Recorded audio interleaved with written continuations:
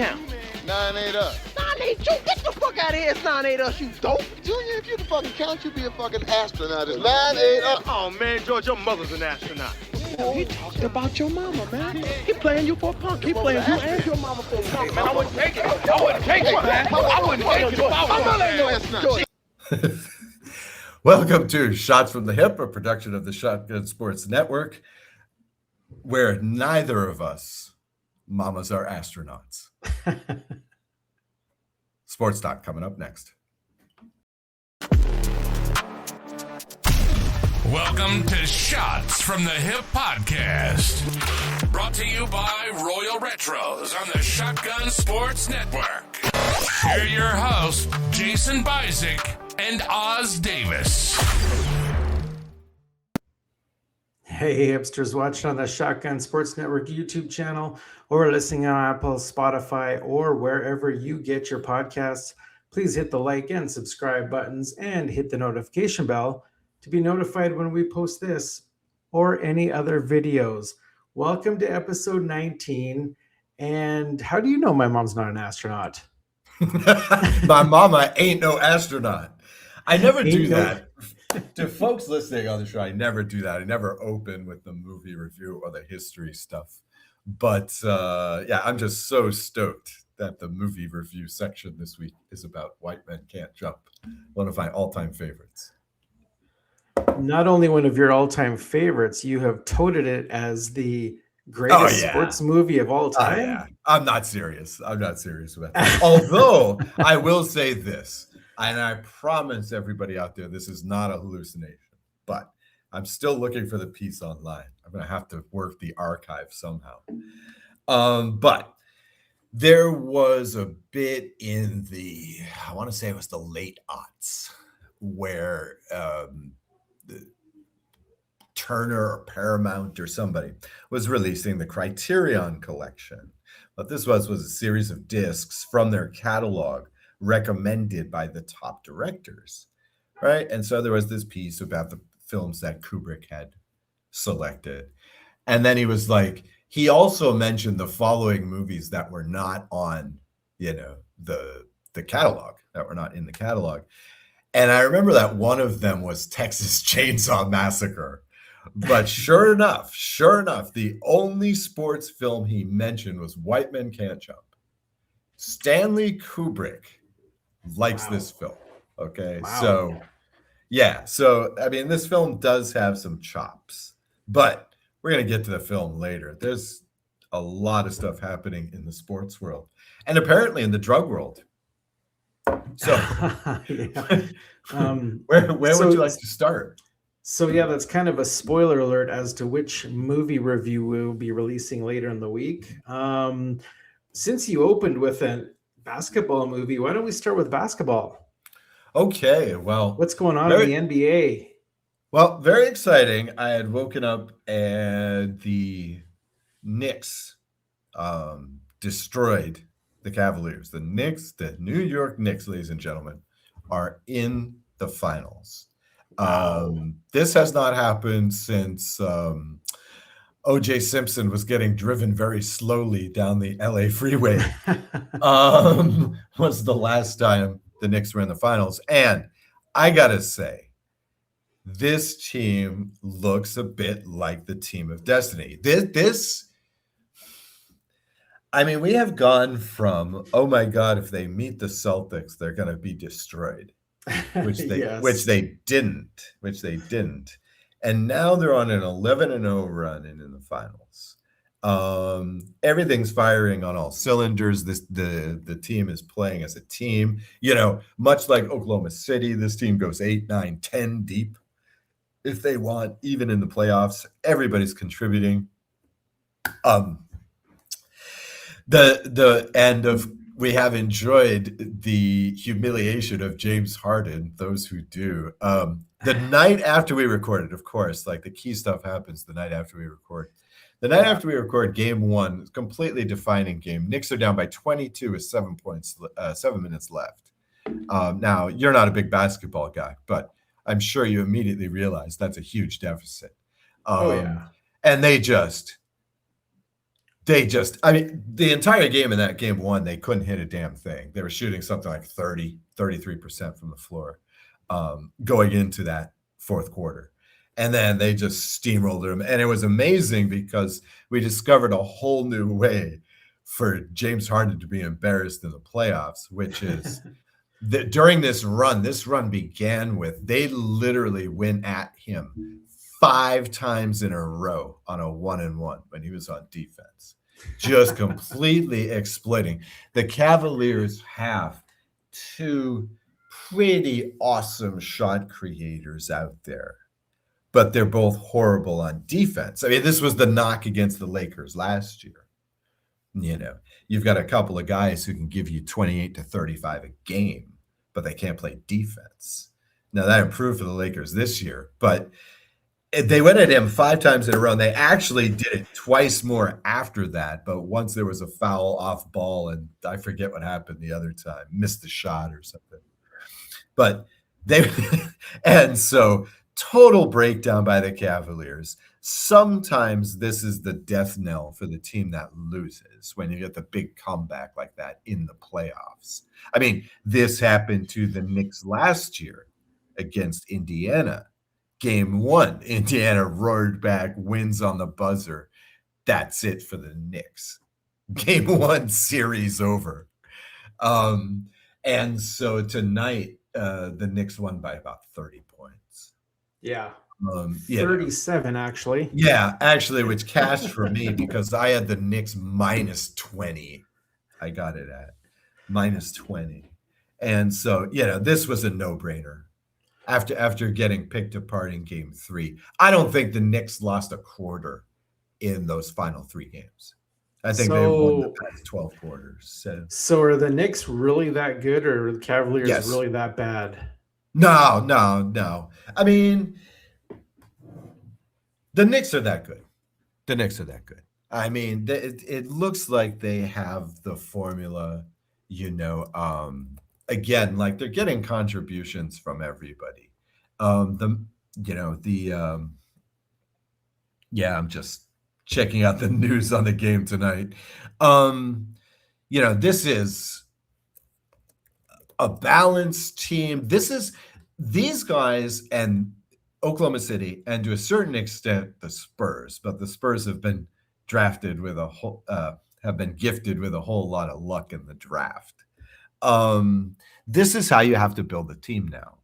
The penalties for building what essentially amounts to a big 3, which has been the MO since the Miami Heat, and really before that, the Boston Celtics with Kevin Garnett and Paul Pierce and Ray Allen, the big 3 model. The big 3 model now is exorbitantly expensive. That's the thing. And so you have to be building a roster like this. 1 star, maybe 2, right? And then you build with the young guys who are still on your favorable contracts. I mean, this is no different than most other sports these days. Had both Luka Doncic and Jalen Brunson. Decided to lose Jalen Brunson. And then a couple of years later, dispatched Luka Doncic. And by the way, they got him for Anthony Davis, and now they've gotten rid of Anthony Davis as well. So, my God, it's a good thing they have Cooper Flagg, the former number 1 overall pick, because they're going to need him. Now, very interesting position for the Knicks, because obviously this Thunder Spurs thing is a grueling 7-game series. Mm-hmm. That's going to take a lot out of both of these 2 teams. So yeah, that's definitely look like it's going to go 7. Yeah.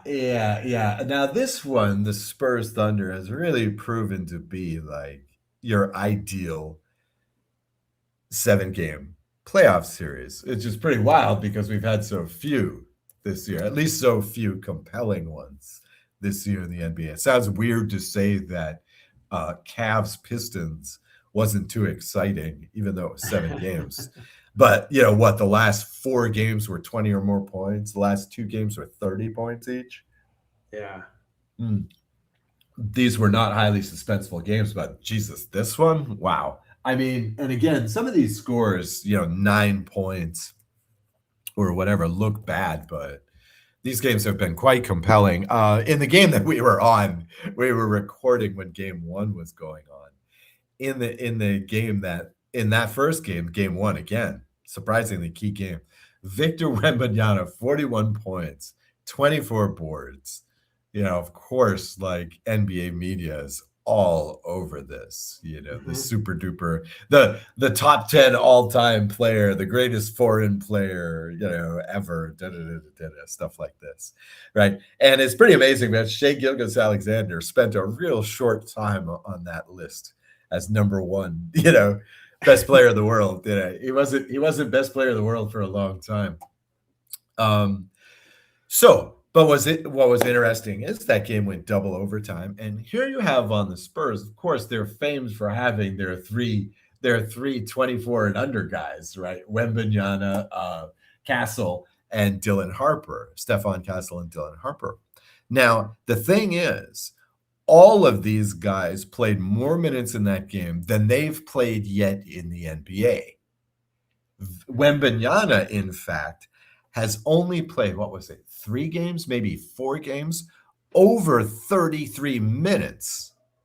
Okay. He's never played this much time. They've been, giving him limited minutes all year long. Okay. So, they're young. They'll bounce back. Well, sure enough, game 2, they were gassed. And the Thunder bench just destroyed them. Just torched them because they were out of juice. Wembanyama couldn't rebound, et cetera, et cetera, et cetera. Now, the other thing they've been doing, and this is no surprise, is they're trying to beat the hell out of Wemby, right? Because the truth is, he's no minute bull. I mean, he's not a complete stick figure out there, but he's certainly not a big guy like some of these other dudes. And so they're bumping him around a lot, taking a lot out of him. But, he's doing an admirable job sucking this up. But you can know this is the way to limit the damage he can do. Problem is that, here's Dylan Harper, who's just been, I mean, this guy plays like a 7-year vet and he's in his second year. In game 3, nice game by the Thunder again, in San Antonio in front of a hostile crowd, won every quarter. They won every quarter in this game, took the lead after 31-26 and never looked back. So very nice job by the Thunder, showed they could contain these very explosive Spurs. Now, in that game, Harper left the game with an injury. And the immediate reports were, okay, he's out. He's out for the series. Nope, back for game 4. So the lesson here, kiddies, is don't ever go with the first reportage of an injury. There may be Cassandras or Chicken Littles around. So don't necessarily go with that. And so game 4, we go in. Victor Wembanyama, 33 points, again, takes over. It was never close. I think the lead, they got off to an early lead. It was pretty massive. I'm going to say 22-6, 19-6, something in this area in the first quarter, and just never looked back. So it's basically like a redo of game 3, where you have the Spurs controlling the entire game, winning every quarter. So, I mean, and this is exactly what you want from a 7-game series. I mean, after game 1, you know, oh my God, this is going to go 7. After game 2 and 3, you're thinking, well, I was going back to my first thought at the beginning of the playoffs was that the Thunder might take this one 5.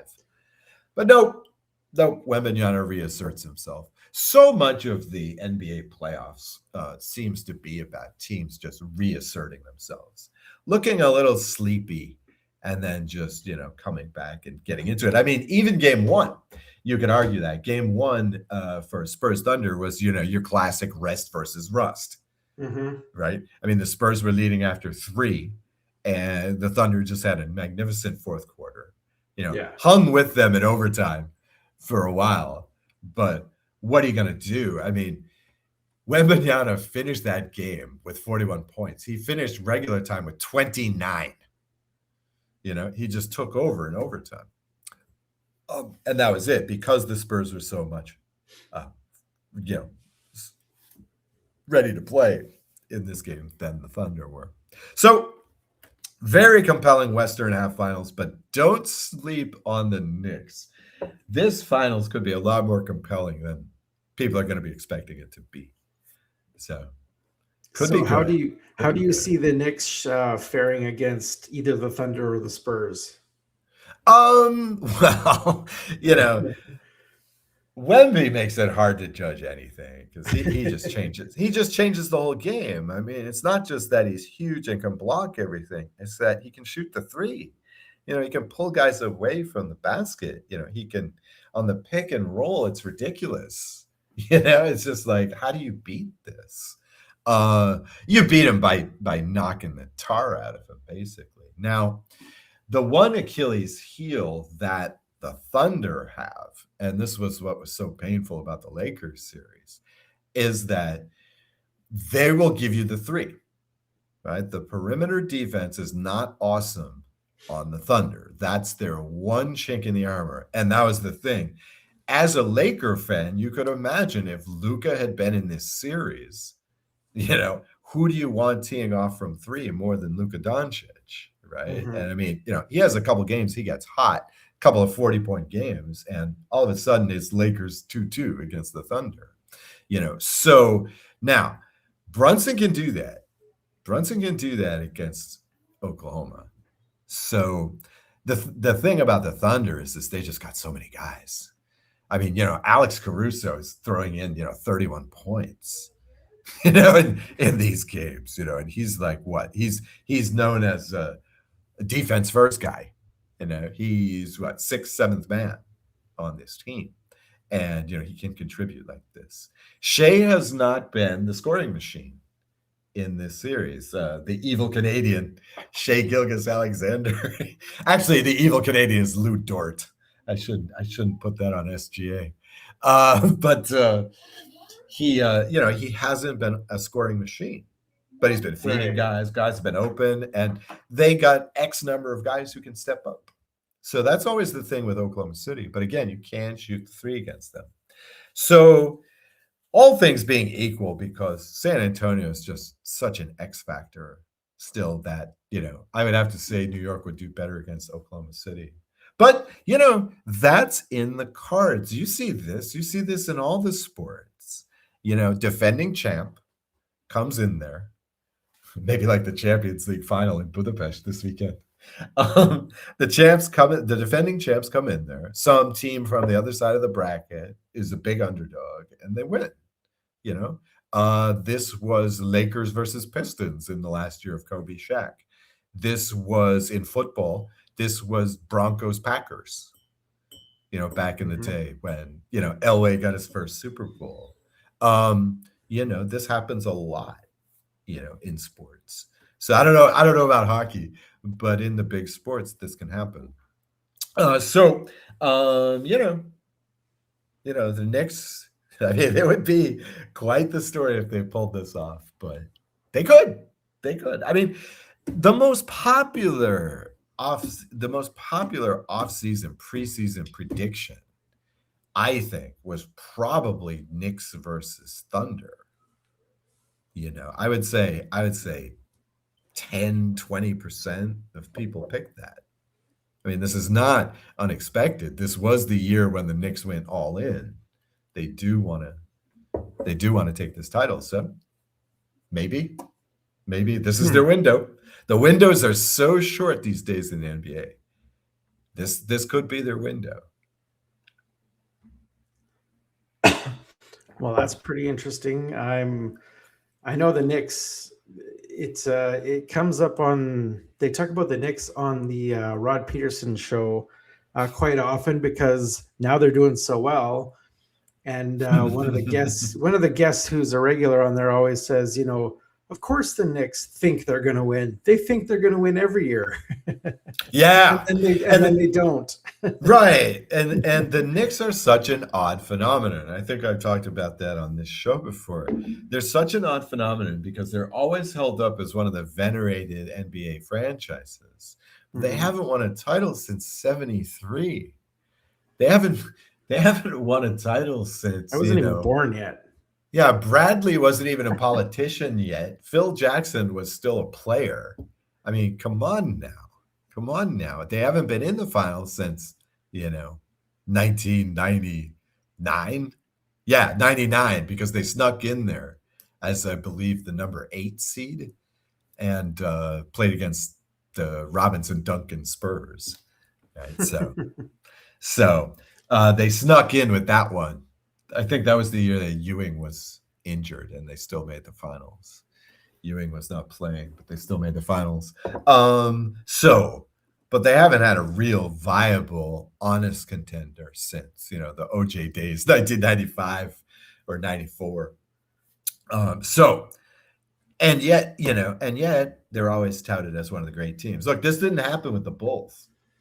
The Bulls are a one single market team, right? They're the only team in that market, and they were the most recognizable franchise in the world, for about a decade. But they just dropped off the map. Yeah. I think some of that is just because nobody can stand Jerry Reinsdorf. I think it's one thing. The other thing is that, they're obviously not trying. They're not trying to build a team. Okay, they'll make a good draft pick, but it's only because their position is so good because they suck. So they have like one or two decent young players, and then they let them go in free agency. So they just don't care. So I guess the Knicks have had some mighty lean years. Basically the entire aughts was 10 years of just non-competitiveness. So again, it's a phenomenon. It's a phenomenon. I guess it's similar to the Steelers, Pittsburgh Steelers, but in football, or the Dallas Cowboys. Okay. The Dallas Cowboys, right? Here's a team, again, hasn't had a real contender in the Super Bowl since the 90s.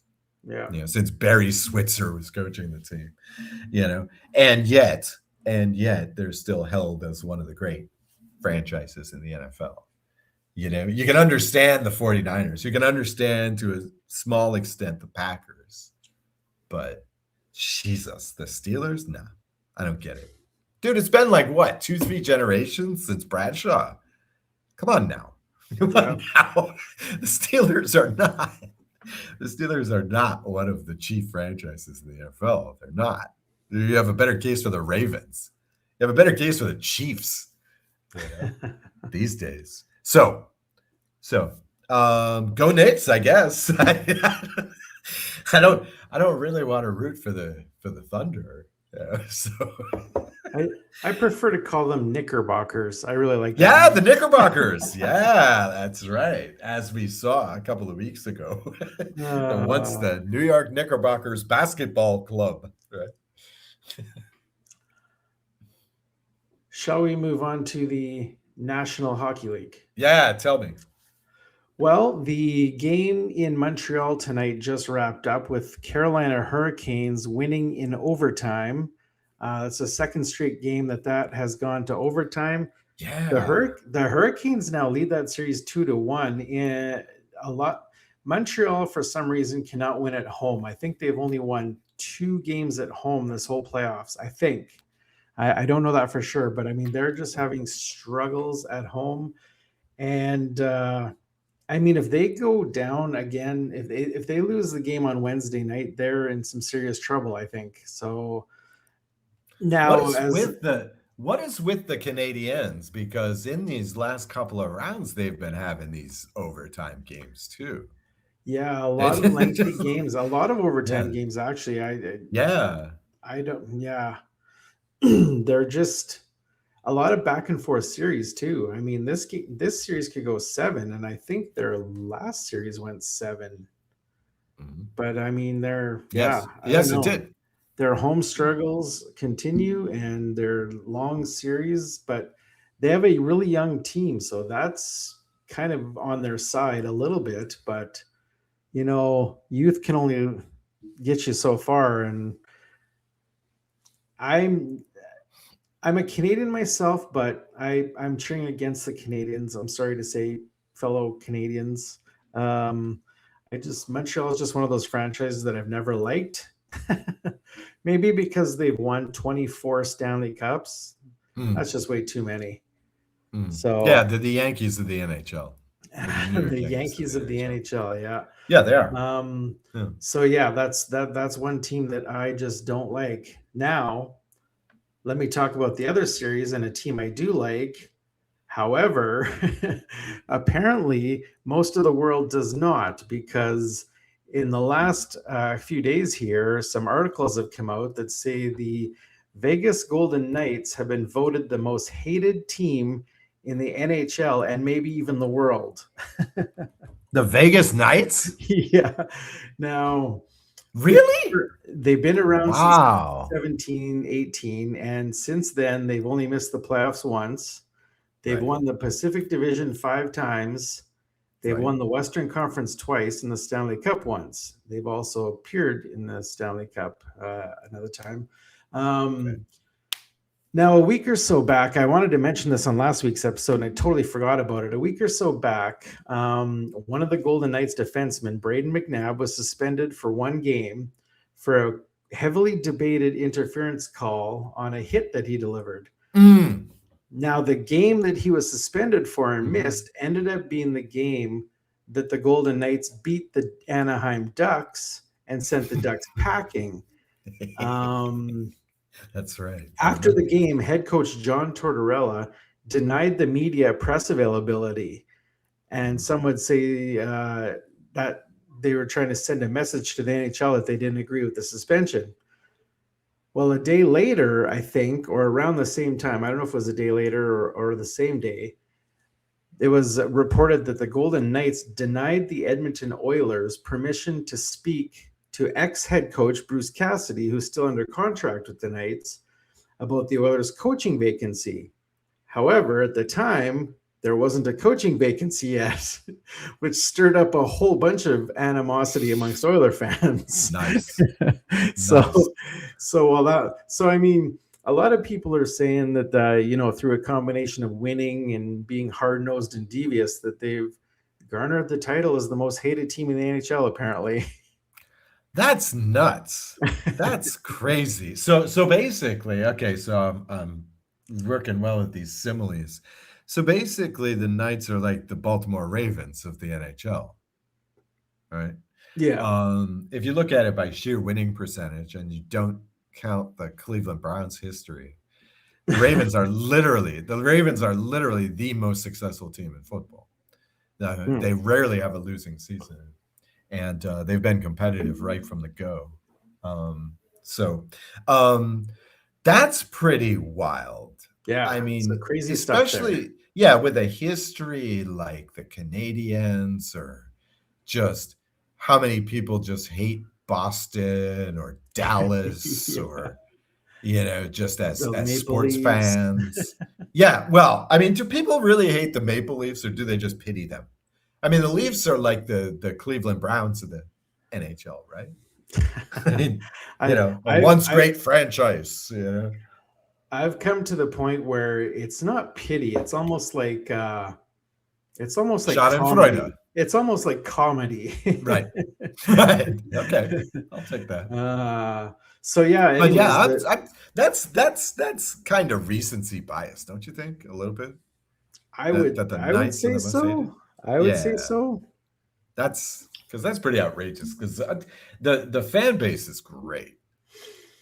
Out in Las Vegas. I mean, it's really amazing how those people took to hockey. Yeah. So I can't say a bad thing about them. But now, what may be more shocking about that news is the news that they now hold a 3-0 series lead on the Colorado Avalanche, who are the best team in the NHL by a mile this year. So A lot of people Nice. are contributing that to the President's Trophy curse. Which is? The President's Trophy is awarded to the team with the highest number of points in the regular season. So the number one team in the league throughout the regular season. And they never win the Stanley Cup. Really? Never? Never. Okay. I should have went back and seen if it's ever happened. Yeah. It definitely hasn't in recent history.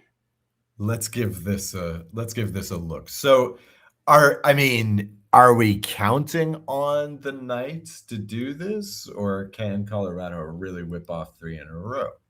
Well, I mean, they might win the next game tomorrow night in Denver, but I can't see them whipping off 4 games in a row to defeat the Knights. 3 in a row to tie is a long stretch, maybe 2. But yeah, I can't see them. I can't see Colorado winning the series now. Just my luck. They'll go and do it. Knock on wood. Knock on wood. There. Knock on artificial wood surface. Mm-hmm. Let's see what I got here, because this purports to be the list of teams that won the Stanley Cup with the best record. Okay, so let's see. Trying to make this so I can see it. Islanders, Avalanche, 1, 2, 3, 4, 5. Yeah, I don't want to have you freeze either. 10, 11, 12, 13, 14, 15, 16, 17, 18. It's been done 21, 23, 25 times. 25 times. That the President's Trophy winner has won? Yes, but wait. No. That's not it. No, I cannot. For some reason, I cannot work my magic and discover the right combination of keywords. Good old ChatGPT has brought it up for me. Yeah. Only 8 times. Only 8 times in NHL history have. Only 8 teams in NHL history have won both the President's Trophy and the Stanley Cup in the same season, a feat that no team has accomplished since 2012-2013 Chicago Blackhawks. Right. And it looks like, looking at this list, it looks like every franchise has done it once. Like it's been done 8 times, each by a different franchise. Yeah. Including the Calgary Flames and Edmonton Oilers. Yep. So Montreal. Montreal was the first team to do it. Okay. Very rare, though. Very rare. Yep. Okay. Yeah, well, definitely against the odds, right? That's like 1 in 8, 1 in 9. Yeah. 1 in 9 seasons it happens. Yeah. Once a decade, basically. This pleases me as a Golden Knights fan. And it would also please me if the other series would actually go 7 games, because that would put Vegas in the Stanley Cup Finals while I'm in Las Vegas in 2 weeks. Nice. So that would be really nice. I don't know if I'd be able to be rich enough to fork out the cash to go to a game, but Oh God, no. But it doesn't matter. I mean, like, okay, how many times have you been in a city where there's a major, playoff going on, where there's a major? How many times have you done that? Because I mean, I remember I was there in the 90s. I was in Vancouver while Vancouver was in the finals that one year. Yeah. And that was pretty cool. I was in Vegas for the Knights in that first year when they were in the Stanley Cup finals. It's great. I mean, just being in that atmosphere is awesome, because the game is everywhere. Everybody's wearing the jerseys. Yeah. The city shuts down when the game comes on. Even stuff that's open is paying attention to this. Yeah. Yes, in Las Vegas, okay, you still got the hardcore gamblers who don't care about anything else. Yeah. But, go to the sports book and the game's on. Most of the stations there, most of the channels there. I mean, I'm sure some crazy man is still betting horse racing in Russia or whatever. but just being in that atmosphere is awesome. It's awesome. I mean, so it doesn't matter if you go to the game. You don't have to. Yeah. You have to find a viewing party. It's Las Vegas. They probably have. I mean, like, okay, so this weekend, I'll get this in here now. This weekend is the Champions League final, the UEFA Champions League final, and it's hosted here in Budapest. Nice. Right? It's down to famed London squad Arsenal versus defending champs Paris Saint-Germain. So, you get that France-England rivalry going on. But so they're going to set up like at city squares around the city, like, friggin' movie screens for this thing. It's going to be the same thing during World Cup. And so, there's going to be some places in the city will literally draw a few thousand people watching this game, and it's at night, so the weather's not too hot, and it's just a cool place to hang out, and just soak in the atmosphere. I mean, we got no pony in the race. It's not like we're the home team, but this is Europe. People are nuts for football, so they know about these clubs. They know a lot more about these clubs than I do. So it's just a great atmosphere. It's just really nice to be there. So so just go to a watch party, go to a sports bar, go to a sports book, for God's sake. I mean, no end of viewing possibilities with local people, with fans. So it's cool. It's cool. I mean, I hope so. I hope for your sake that happens. I got no pony in the race. I'm angry at the Avalanche, of course, because I still remember Je me souviens that they used to be, the Quebec Nordiques. Yep. So I cannot say anything good about Colorado. So go Knights. Now, while we're talking about the playoffs, let's go to the complete other end of the spectrum and go to preseason CFL. Okay. Now, my team didn't play this week. They played last week and beat the Rough Riders, although I don't take too much stock in preseason games. Your Alouettes kicked off this week's preseason on Friday. How did they fare? All right. I didn't pay very much attention to this.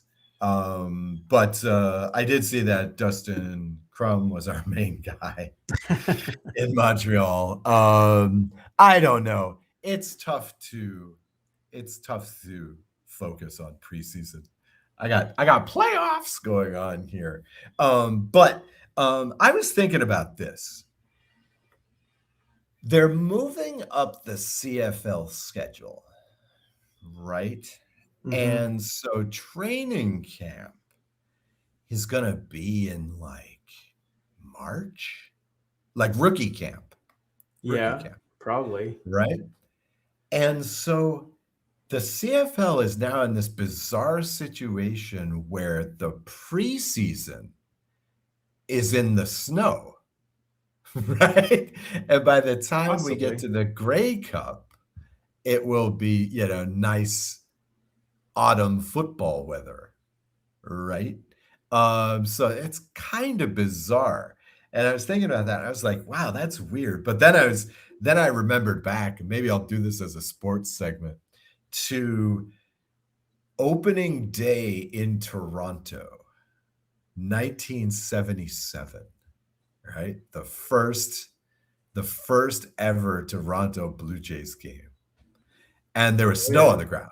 And there was snow, right? So it reminded me of that. Like next year, we're going to be watching these, or not. We're going to be looking at these preseason games in snow. It's pretty wild to think about. But other than that, I mean, maybe next year I will watch it, but nah, I haven't watched enough of this. I mean, I saw the Riders won, so that's always negative, right? Have you gleaned anything from your stamps in this preseason? Anybody you're looking for? Any? No, I haven't really paid attention. I mean, the first game, I was kind of shocked that Vernon Adams played at all. But I mean, Davis Alexander took a drive. He was in for one drive. Now, you got to get warmed up. Did I see a report that he actually got injured? Alexander? I thought I saw something about Alexander getting injured. Jesus, I didn't see that. Maybe I'm Great. wrong. Wake me up here. Wake me up. Let's see here. No, he was injured all last year. I was sure I saw something. Oh, yeah. Of course you can't. Oh, okay. Yeah. He is pulled from the game. Yeah. With an Hopefully, injury yeah. or just Okay, precautionary, maybe? yeah. Let's see, who's the quote here? Let's see. The quote says it was just precautionary. Okay. Okay. Now Davis Alexander himself said I got x-rays that came back 100% clean. Okay. If it was a regular season game, I would have stayed in. Yeah, surprise, surprise. We know, Davis. We know. I've never been landed on like that before. He says so. Okay. No. So a player No just big landed on deal. his ankle. Yeah. So Okay. no, don't do that. I'm gonna have to start watching these games at very least. At worst, I'm gonna look in the mirror after this podcast and see if I got any new gray hairs. Don't do that to me, man. Don't do that to me.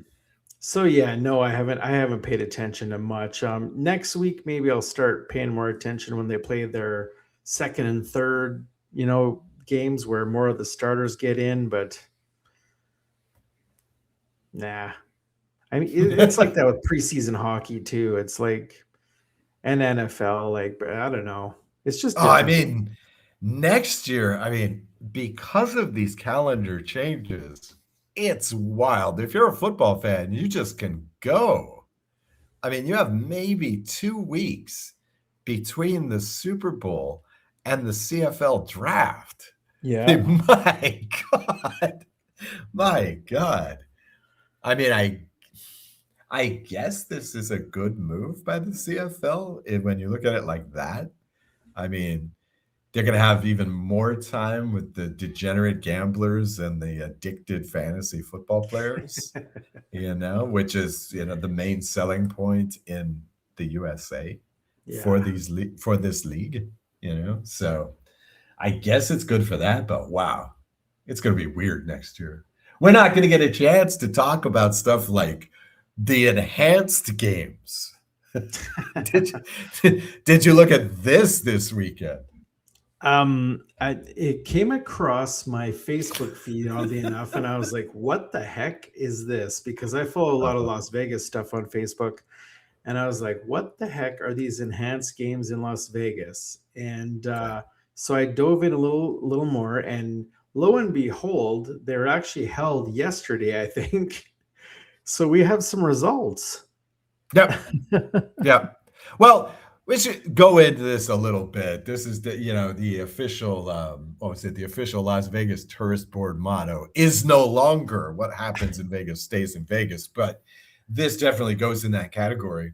So supposedly, what they wanted to do is exactly what it sounds like, right? Have athletes competing on steroids with more or less total transparency. Okay, for various health reasons. But I was looking at this thing when you told me about this. I was like, WTF is this? Right? What the hell is this? Right? And so I looked it up, and it's pretty much everywhere. ESPN is doing its best to ignore this thing, but you can't completely push it off the map, right? So on NBC, I came across a piece, just explaining what it is. Mm-hmm. And it is unintentionally hilarious. All right. So here's a couple of select paragraphs. Okay. 42 athletes will compete. The competitors, who include past Olympic medalists, were not required to use drugs to join the Enhanced Games, but they could elect to do so as part of a 12-week trial supervised by the games in Abu Dhabi, where many athletes also trained. Right, in that, that well-known lawful state of the Abu strictest Dhabi. Of confines. Oh, absolutely. Absolutely. And I love this line. They were not required to use drugs. Surprisingly enough, a lot of them didn't. Not a lot. Three. By all reports, 3. Yeah, by all reports, 3. The NBC report said it was 2, but I read a recap from The Guardian this morning that said, yeah, it was actually 3, and all 3 of them placed. So Some of them won. One or two of them won. Yeah, 3 of them were on the podium. All 3. Yeah, they all made the podium. So yeah, there's a win for just say no to drugs. I mean, Nancy Reagan is rolling in her grave about this. And then, so I want to see after this. I really think it would behoove someplace like Seattle to hold, the stoner games, where it's like contestants were not required to smoke a lot of weed before the games, but most of them did so and were merry, Let's see. Okay, so furthermore, and I like this one too. Oh, okay, so we have the breakdown here. Okay, so the athletes who elected to compete on PEDs received a custom drug regimen crafted by the game's medical staff and could pick from drugs across 5 approved categories. Now, it says the most popular category of drug taken was, guess what? Testosterone. Whoa. I mean, I don't even know if this is a PED. I'm sure a lot of these guys were just taking it because of psychological issues, which 91% of the doping athletes use. So 10 out of 11, basically, is what that is. According to a clinical trial released this week, human growth hormone was used by 79%. And then, right, so 42 athletes competing, 36 took. Oh, okay. So they're talking about the trial results. And here NBC says that 36 took part in the trial. So in other words, there's 6 guys who were not being studied at all. Of the 36 who were being studied, 2 were drug-free. So this must be that. So I would say the more accurate count is 3 from the Guardian. Oh, okay. That were not on it, but again, they all placed on the podium. Now, the point of this thing, the point of this whole exercise, this bread and circus, was all about it was all about breaking records, right? Now, as far as I know, only one record was broken. Yes, here it is right here. Christian Golomiv, right, who got $1 million for taking a lot of drugs and being faster than ever before. There was one record broken. The weightlifting competition was well short. Yes, the swimming. Yeah, the swimming. Christian, he set he broke the standing record by Cameron McAvoy of Australia. So he broke the standing record by like 0.07 or whatever. But so not by much. Again, it doesn't matter. It doesn't matter. This is not an official event. These are certainly not official conditions. Again, explicitly illicit substances are used. I mean, well, it doesn't count. He was also wearing a special skin suit that is outlawed in sport. Which is another weird one, right? Only in swimming. I also see that in the deadlift, which I'm sure was a big draw, because one of the disadvantages, and I watch the Olympics like any other human being, but this is one of the things about both running and to an even greater extent swimming, is that most of these races look the same. There's not really much distinguishing these individual races, because it's all a group, and in swimming all you can see are the heads most of the time, but weightlifting, I'm sure, was a huge draw in this thing, because of course steroids is most known for building muscle mass. And the winner there was Thor Bjornsson, who I can only guess is from Iceland or maybe Sweden. But he only lifted 475. And the record is 510. So not even close there. So I don't know. Kind of a freak show. Kind of a freak show.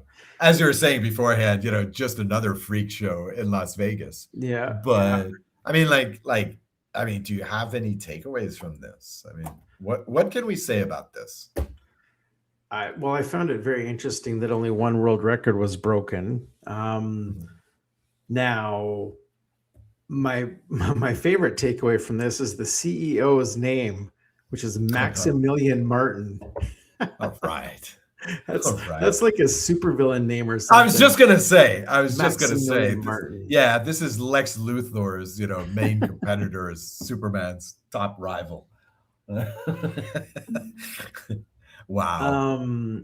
It'd be interesting to see if this continues on through the years and what becomes of it. I mean, it's interesting probably to watch, just to see some of the freaks competing, but we'll see.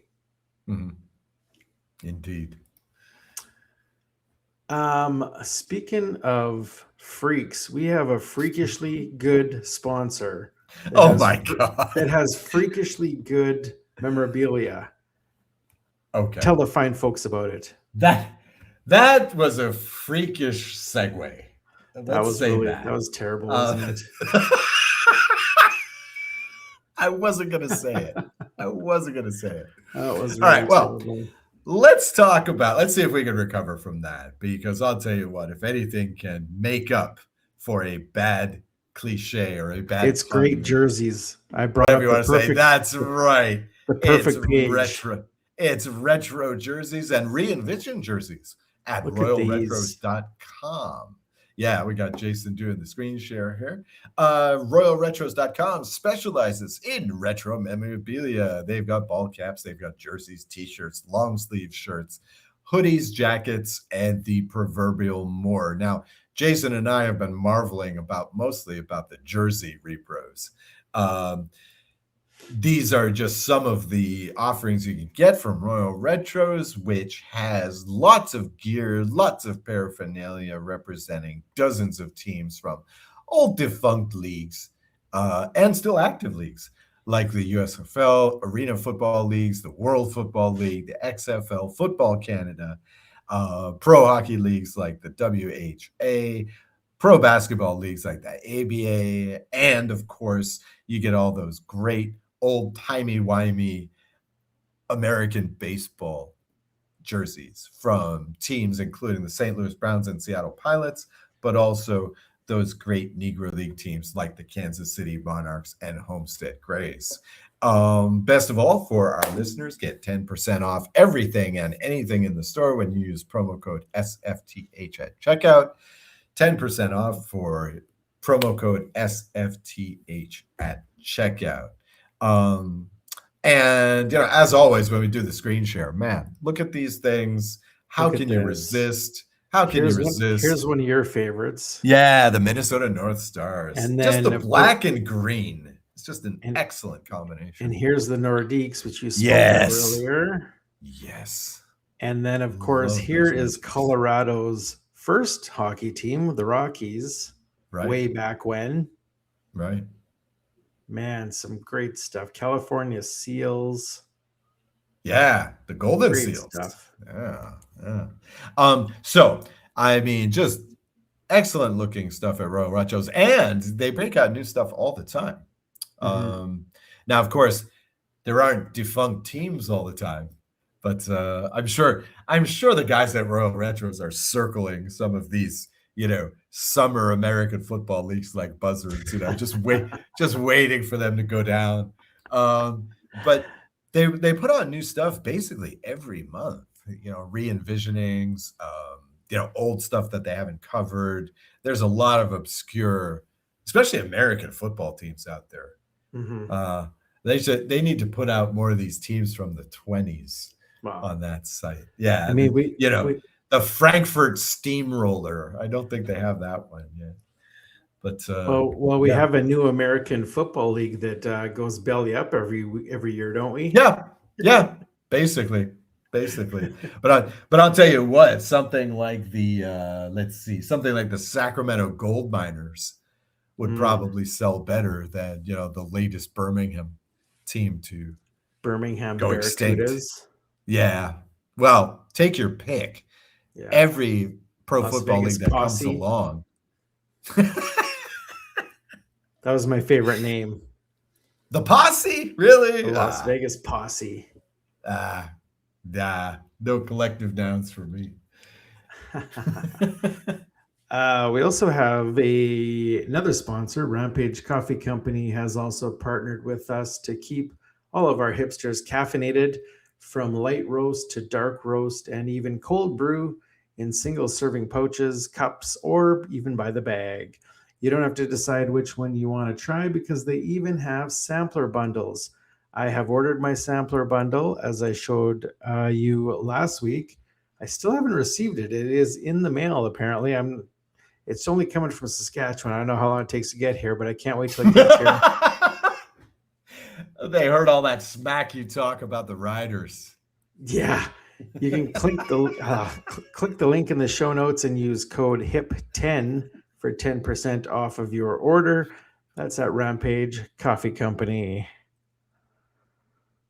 Now, I know I told you last week that I would have the segue for this ready. I do not.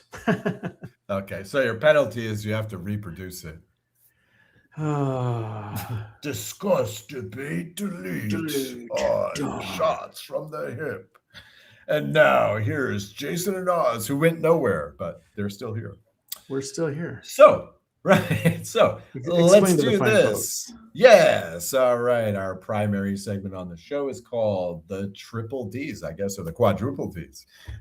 Discuss, debate, delete, defer. Here's how it works. This week, I give Jason 3 topics, and he can choose whether to debate, delete, defer, or discuss the topics. I was thinking about calling an audible on this one based on the enhanced games. So should I do that? I mean, you can always defer, right? So I could. I'm going to throw this one in there. So let's see.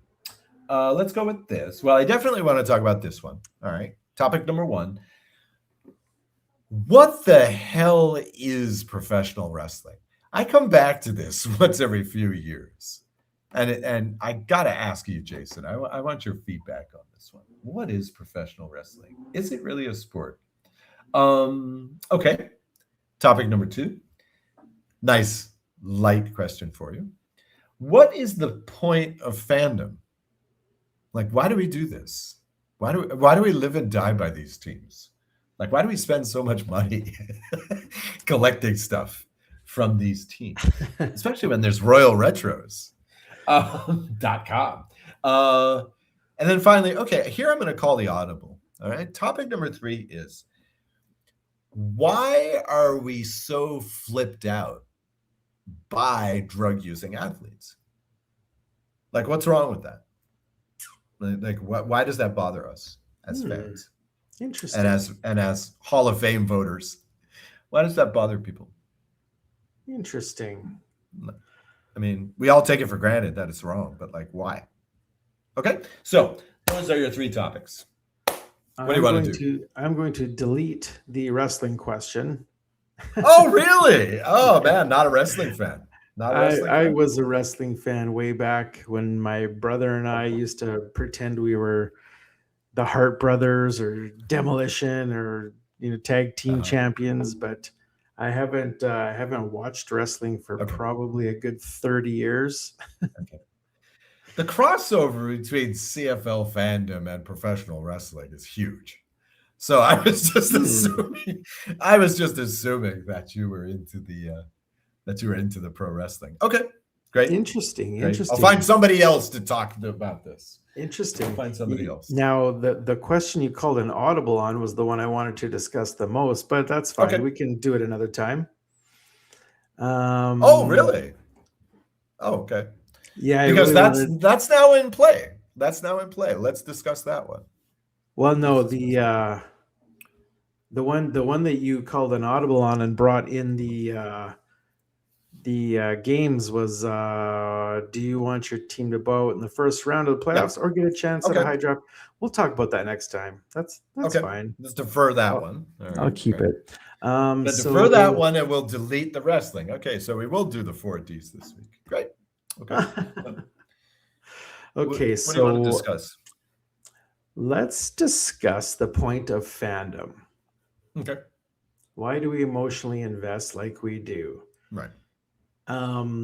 Now, sports kind of puts us in a tribe of like-minded people Yes. where we all have a common sense of identity or belonging. Right. I'm in a lot of Raiders fan groups on Facebook,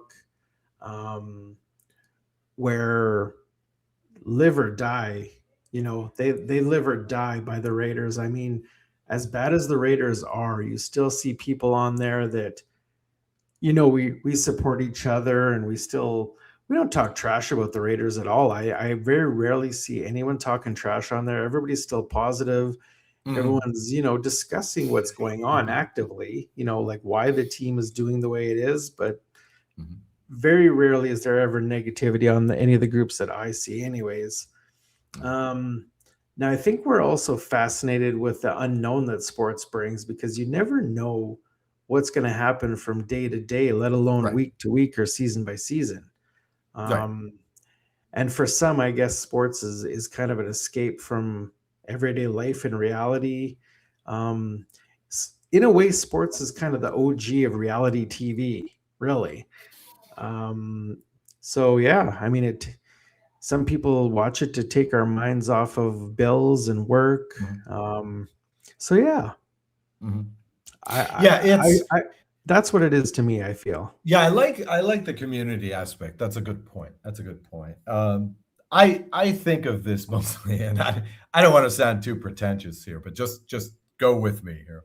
I was thinking this mostly in terms of faith and ultimately organized religion, Mhm. right? Because that's what it is. Like you said, we don't know, nobody knows fate, right? Nobody knows what's going to happen next, right? But by the same token, the appeal of most Western religions is, yeah, you will be taken care of in the end, right? The point of Eastern religions often is about, karma, universal balance, things like this, right? We have to feel like there is some sort of justice, or many people do, in a chaotic universe, right? And that's the nice thing. I like how you said it's the ultimate reality show. I'm not sure I would go quite that far, but it's almost like a drama, right? It's almost like fiction because, like, for example, baseball is a universe, right? It has a history. It has, the laws of physics, if you like, if you want to compare it to science fiction, right? It has its own laws. When X occurs, Y happens, Y is the result. There's a lot of that stuff in sports. So, I mean, at least in organized team sports, right? Because the thing about the original Greek Olympics is these games are really minimal, right? Who's the strongest, right? Who's the fastest, right? Who can throw this thing the longest distance, right? Really minimal stuff. But once you get into like gridiron football, it's like, what is this? It doesn't represent anything directly, right? And what does it mean to say you hit 60 home runs in 162 major league games? What's the equivalent? Usain Bolt has an equivalent in real life. He's the fastest guy. No, but the abstract ones are the ones I question. Now there is that element of that, but I don't know. I don't know. If you look at it too closely, it is kind of strange. It is kind of strange because few of us feel about movies or theater like this. You go see Hamlet, right? And you're cheering for him to exterminate his uncle, right? No, no, no, it doesn't work like that, right? Ah, So, you so seem very passionate about some movies when we do our movie yeah, reviews. yeah. Oh yeah, but I'm not gonna like if the thing ends badly, I'm not gonna be depressed about it. If there's an unhappy ending, I'm not going to be depressed about it for 2 weeks, like a sports fan. Right. There's really no such thing as choking in the clutch in film or drama. There's really no such thing. So I guess, if the actor fails or whatever, but that doesn't really count. Like the program. Right, exactly. It's not about, art is not about winning and losing. See, and that's the thing. That's what separates, that's what makes sports something different, right? Because it's not art, right? It's something that we watch. It's something that we look at. It's something that we experience even. But it's not an artistic form because you don't know what's going to happen in the end. Right. You don't, which is why I had the wrestling question, because you do know what happens in the end. So how can it be a sport? For example. Well, we don't know what happens in the end. Well, somebody does, but somebody does. That's why you can't bet on professional wrestling. Because somebody knows the outcome, but that's not sport. Right. So, okay. All right, Jason, I like your answer. I hope this wasn't a debate topic because I got nothing to debate. So, no. Yeah, well put. Well put. So that is going to force us to debate about the the enhanced games. Okay. We're going to have to debate about this. Okay. So I guess the debate topic becomes, are these marks legitimate? And if not, why not? I think that I'm probably one of the few people that think that you should be allowed to use whatever you want to enhance your game. Wow. Because, and this is why, the same rules are available to everybody. If everybody wants to use performance enhancing, whatever, then so be it. And that's exactly why these games were created, obviously, because they wanted to see what would happen in that situation. Right. And as we saw, there was only one record broken, which is surprising. And in a couple of the sports, non-enhanced athletes actually won. Yeah. So, I mean, I guess there's an extent to now. What they could do is have it governed as it was in these games, have it, under control, if we can say that. Yeah, under quote unquote control. Yeah, from Abu Dhabi. Okay, well, the argument against that, of course, that's the legitimate argument. The argument against it is, okay, A, like it or not, these guys are setting an example. You don't necessarily want you don't want the general public to be doing this stuff. Yes. And they will. That's why it's not, obviously. Right. Yeah. Right. And so, that's part of the problem. The truth is it is a health risk. I mean, yeah. Okay. Arnold Schwarzenegger won all those Mr. Universe titles while getting really jacked up on steroids. And guess what? Have you seen him nowadays? He just had, not just, but, maybe 10, 15 years ago, he had quintuple bypass surgery. Okay. Your heart has 8 valves. 5 of them were closed off, most probably because of, rampant drug use. I mean, and those of us old enough to remember saw what happened to Lyle Alzado. This guy was basically a proponent for steroids, and he ended up not being able to, walk the aisle at his own wedding 2 days before he died. I mean, this wasn't due to injury, this was due to destroying your body. So this is the negative side. No one's going to remember 30 years from now when Christian, Kamoviv or whatever the last name is. No one's going to remember, when he dies, that he was, this this Enhanced Games winner, this record We're setter. probably the only ones that talked about it.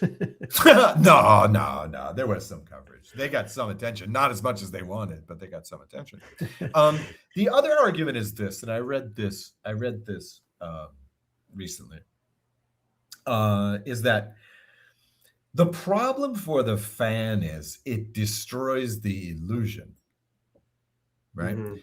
It destroys the delusion that normal people or that you can start as a normal person and get to this point naturally, right? It destroys that illusion. Like, for example, there is a common delusion among football fans that they could coach or that they know what good coaching is, right? Sometimes it's obvious, and I've done it before when it is, but you hear almost every week so-and-so got out-coached. So everybody thinks they can do what the coach can do. Why? Because coaches don't use drugs. Coaches don't use AI, right? That's part of the problem. And we're realistic enough to know that we're too old or too small or too slow to play, right? Football is a difficult game.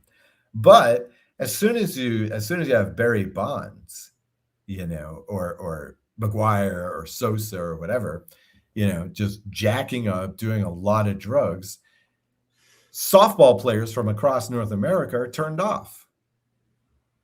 He's no longer playing the same game that I am, and that's a minus. That's it's one of the nice things, for example, about basketball is it's very hard to use performance enhancing drugs, right? You don't want to be out of control fast. You don't want to be huge, right? Because then you become more inflexible. So, so there's millions of guys like Sidney Dean and Billy Ho who go out there and think that they're playing the same game as they play in the NBA, which they kind of are. Great. As long as you leave PEDs out of it. Right? So that's the argument against, I'm kind of back and forth on the Hall of Fame question. I can't stand Roger Clemens. I can't stand Barry Bonds personally, but should they be in the Hall of Fame? I go back and forth. On one hand, there is Ken Griffey Jr., who was awesome, like Hall of Fame 90s player in the 90s. And as far as we know, he used nothing. On the other hand, he comes from royalty, right? He comes from Ken Griffey Sr., the one of the members of the Big Red Machine in the 70s. So he's got that plus. But we see this all the time, and nobody complains too much about this. Baseball, especially, is becoming increasingly a league of juniors, at least from America.